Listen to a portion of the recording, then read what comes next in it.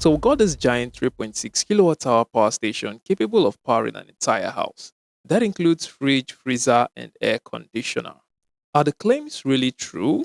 Will this be a better option compared to an installed system? How many solar panels can it take? How long will it take to charge? And lastly, are there design flaws in this device? Subscribe and let's dive in.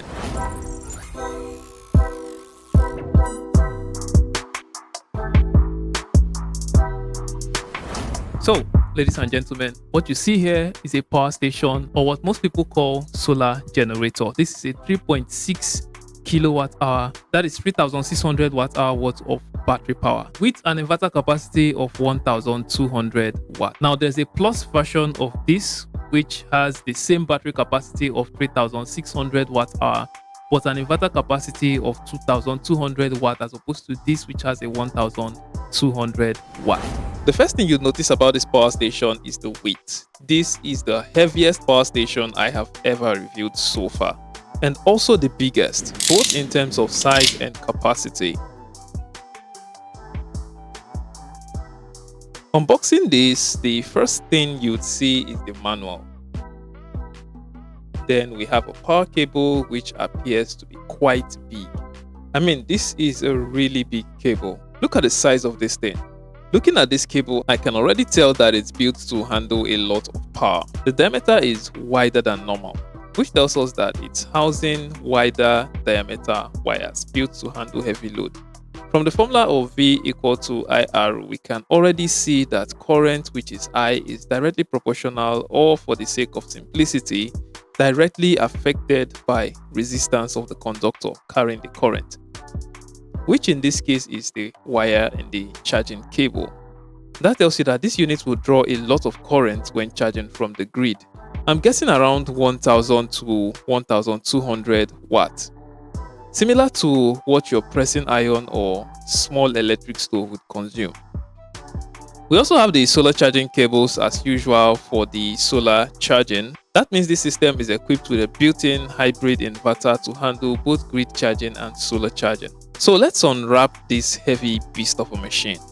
This style of packaging is almost the same as what we saw on the Kohler 2000 we reviewed some weeks ago.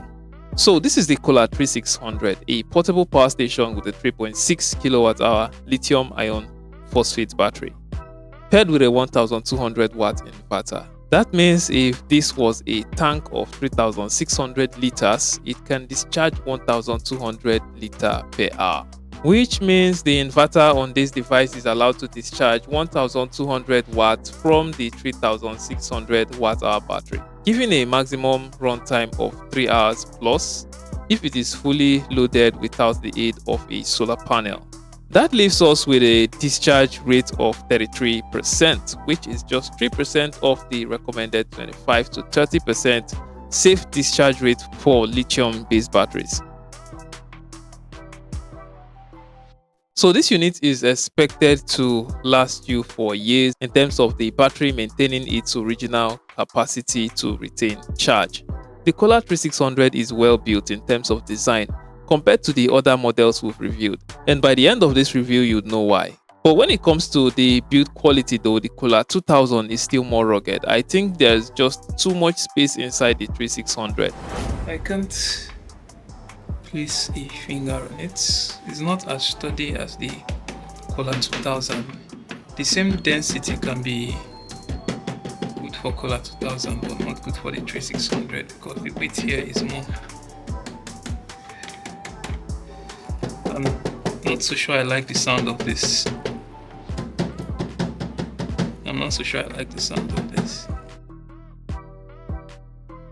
That's probably due to the size of inverter and power electronics that were used in the model, compared to the Kohler 2000 where the battery occupies more space inside.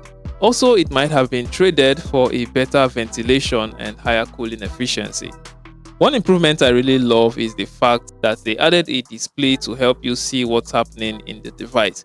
You can see the battery level and most importantly the power that is being drawn from the system per hour. This is a far better experience than the other models which use just LED indicators, similar to what we are used to in power banks. This gives far more information. There's still this bumpy power button you have to long press for it to come on though, but this time around there is an extra toggle switch behind you need to turn on first.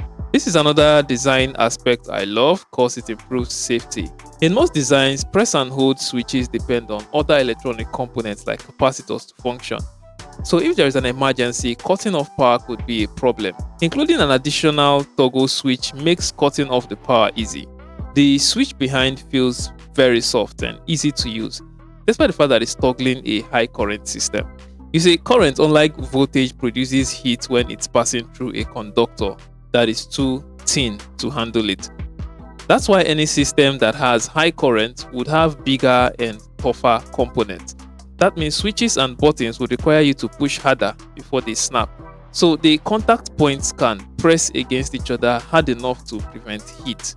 In this system, I think they used electromagnetic relays to handle the contact points, while the switch just operates the relays. That way the power switch can stay as soft as possible. I don't know for sure, we might need to open the units like we did with the Kohler 2000, but if you listen closely, you would hear the clicking sound of the relays when you switch it on or off.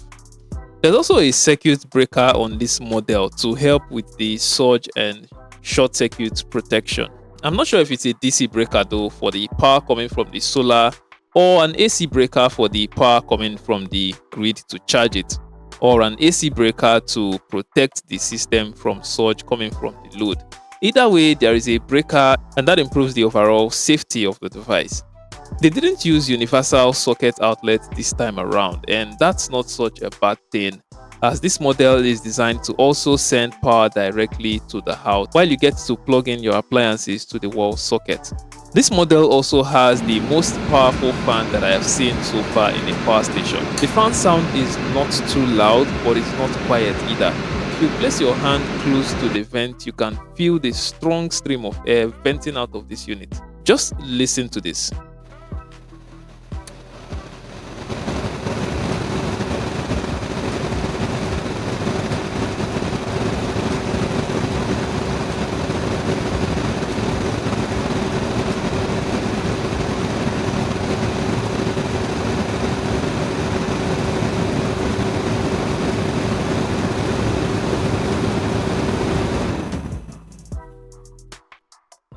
So let's measure.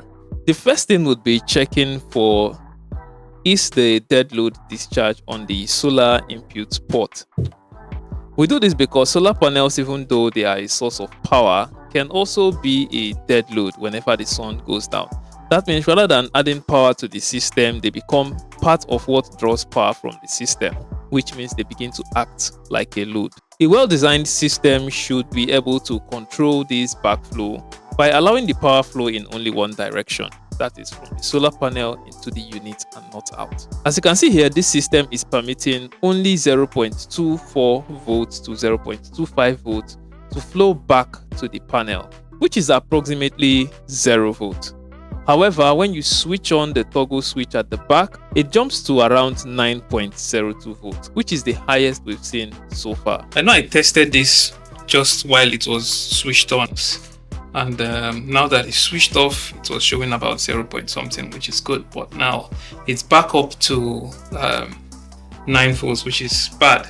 So what this is telling us is that this system, whenever it's connected to the solar panel and the sun has gone down, if the system is switched on, it is discharging back to the solar panel. The solar panels become a dead load. But if the system is switched off, it's switched off. There is no dead load. It's 0.9. That's almost very insignificant. For the output voltage, the unit is rated for 220 volts, the maximum power of 1200 watts, which is the limit the inverter is designed to not exceed. We set the multimeter to AC measurement. So we have an output of 229 to 230 volts, which is slightly above what was rated, although it's still in open circuit state, which means there is no load plugged to the device. The second socket also gives roughly the same thing. The beautiful thing about this model is that they've included an LCD display so you can compare what we've measured to what is being displayed on the screen. With a parameter display like this, it's possible for a manufacturer to sneak in initial figures. So there is a boost that can make what appears on the screen look bigger than what it's actually meant to be at the terminals. But in this case, you can see both figures from our measurement and that on the display are in agreement. The display can also help you monitor how much power is being drawn from the unit per hour. So what can this system carry? Let's look at an average one-bedroom apartment. We have one TV of 200 watts at maximum usage, and then lights, let's say 6 bulbs of 10 watts each. That's around 100 watts. Two fans of 40 watts each, that's 80 watts. That's a total of 440 watts. Let's say like 20 watts for charging of gadgets. That's 460 watts load. The Kohler 3600 will power all that at the same time for 7 to 8 hours without a solar panel. For a workstation, we have two monitors of 60 watts each, that's around 120 watts. A power guzzling gaming PC, let's say Alienware, that's around 300 watts. Three lights of 10 watts each, that's around 30 watts. A fan that keeps you cool at 60 watts, that's a total of 510 watts. This unit can go for 7 hours without a solar panel. If you include a 1 horsepower inverter AC of 500 watts with a peak voltage less than 1000 watts to this setup, you can still get 3 hours plus of runtime and up to 6 hours for just the AC alone. You can get 36 hours for the 100 watt refrigerator alone, 18 hours for a big 200 watt deep freezer alone, provided the starting power is less than 1200 watts. So what size of solar panel can go with this? And how long will it take to charge? We recommend a minimum of 2 pieces of 500 watts, 600 watts, 610 watts, or 680 watts solar panel. But this system can take up to 3 to 4 pieces of 500 watts, 600 watts, or 610 watts solar panel to get the best charging time, especially in days of low sunshine. So how long will it take to charge? From the grid, it takes roughly 3 hours to charge. It can also be less than 3 hours, depends on the voltage conditions and the usage while on charge. From the solar panel, charging time can range from 3 hours 40 minutes to 1 hour 25 minutes, depending on the size and number of panels, and also the position of the sun. If you want this product with or without the solar panel, you can get it from Hardware House Limited. Chat the number on the screen, the description of the video, or on the pinned comment, and we'll have it delivered to you in no time. You can also contact Hardware House Limited for any size of lithium-based solar installation projects or portable power stations. You also get to enjoy lower prices if you're a reseller. I'm Justin. Bye bye.